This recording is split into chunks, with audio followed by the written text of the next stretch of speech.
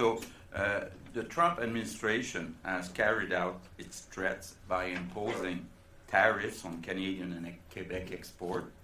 This is an unjustified attack that will hurt our economy, but it will also hurt Americans. We need to keep a cool head, but we also want to be very clear, we're not going to let ourselves be intimidated by Donald Trump. It's time to roll up our sleeves. We've been preparing to protect Quebecers for several months. To help businesses that will be affected by the American attack, we have a new program called Frontières that will allow us to help companies with liquidity problems. I also want to call on all businesses with investment projects, whether they are for diversification or for development, to come and see us at Investissement Québec. We need to reshape Quebec's economy.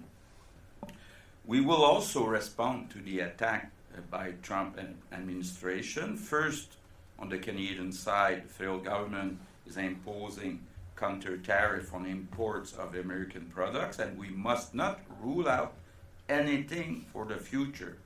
And on the Quebec side, I've asked the President of Treasury Board to implement measures to penalize American companies that do business with the Quebec government. And I've also asked Société des Alcools to stop selling American products. And I encourage Quebecers, businesses and all institutions as much as possible to buy Quebec products.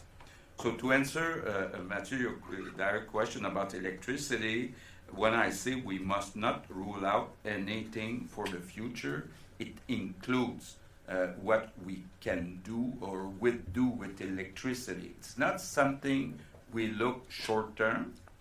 We already announced today important counter tariffs and some important measures, but we don't have to exclude anything. I had the chance to discuss this possibility with Doug Ford, and we'll continue discussing and looking at all kinds of scenarios, but it's the start of the commercial war.